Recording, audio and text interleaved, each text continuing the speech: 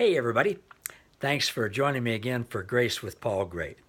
We're kind of in the middle now of our 2-week series on looking at the hellacious lies that religion has foisted off on us about the myth of hell. And today we're looking at the word fire. And what does God mean when God uses the term fire? Western religion has really twisted up the meaning of fire from the Bible. See, when God uses the term fire, it always means cleansing and restorative and purifying. It's a metaphor. It's never literal fire. Now, 1 Corinthians 3:13 and 15 gives a great example of that. The Apostle Paul says, a person's work will become manifest, for the day, capital D, will disclose it, because it will be revealed by fire. And the fire will test, not burn up, the fire will test what sort of work each one has done. If the work that anyone has built on the foundation survives, he will receive a reward. If anyone's work is burned up, he will suffer loss, as though he himself will be saved, but only as through fire. How can somebody's work be burned up, but the person be saved by the very same fire? See, fire is always a metaphor that means restorative cleansing with God, removing all the bad parts, restoring the good to what God originally intended. All right. Fire saves. If you don't remember anything else from today, please remember fire, God's fire, saves. Fire burns away the junk out of our lives and leaves us saved as a result. Well, saved how? Well, we need to abandon the Western religious notion of what it means to be saved. When God uses the term saved, it has nothing to do with escaping hell and entering heaven. The Greek word that the New Testament was written in, that we translate saved, is sozo, S-O-Z-O. And it literally means, and this is what the first church understood when they used it and when they wrote it, it means to be made whole. God is committed to bringing all to wholeness. That's what salvation is. Wholeness, restoration. And his fiery presence does just that. It cleanses and purifies and makes whole. The finished objective work of Jesus continues to restore us experientially, subjectively, in this life and in the next. God is a restorer.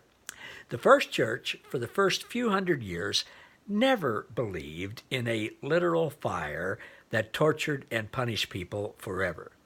That belief didn't come out until about 400 or 500 years after the first church. We know that because now we've discovered in ancient libraries and made known via the internet the writings of those great early church fathers. Unfortunately, the church kept them mostly secret for hundreds of years. Now, here are some quotes from some Eastern church fathers on the purging nature of God's, quote, hell fire, although they never used the term hell. This shows how the earthly fathers interpreted the fire passages. The proper interpretation of this symbolism is critical to understanding the heart of God. God's judgments are indeed cutting, surgically so, but they are also curative and conciliatory. He is the great physician. Fire is conceived of, this is a quote from Clement of Alexandria, one of the great early leaders of the church, a teacher in one of the universities.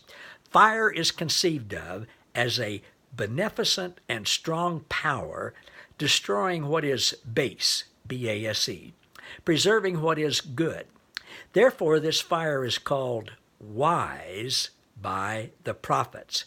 We say that the fire purifies, not the flesh, but sinful souls.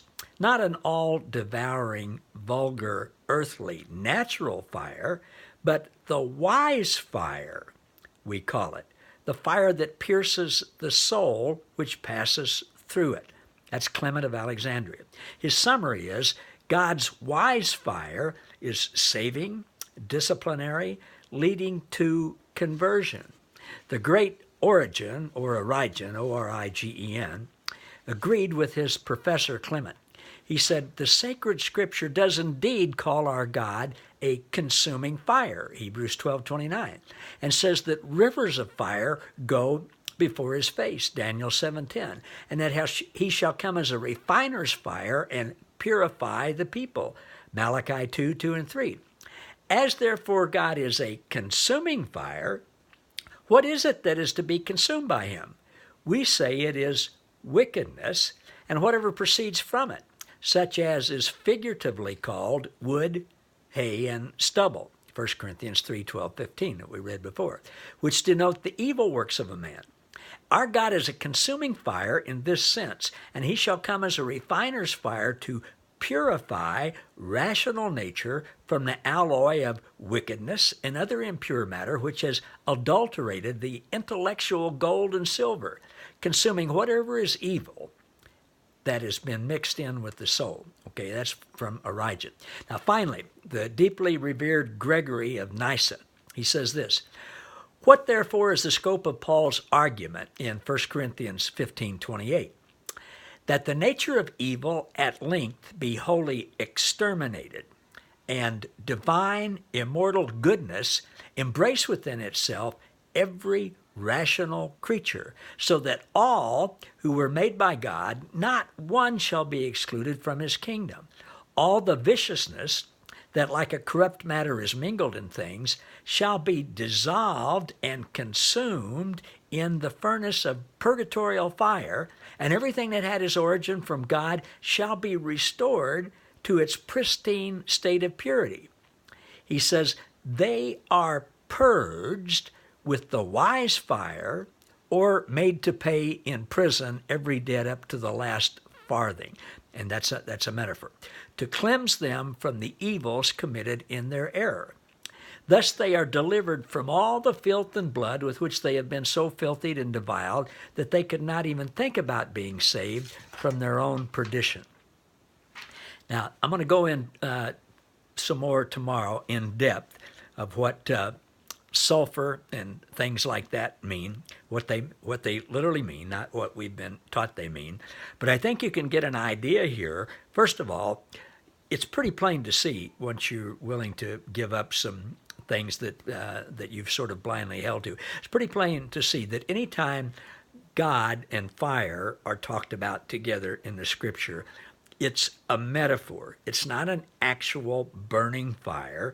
It's a symbol or a metaphor or an analogy or a picture of cleansing, something being burned away and cleansed. And God's absolute white-hot fiery love for us is always cleansing, restoring, and purity. That's really good news. More tomorrow. Thanks, everybody.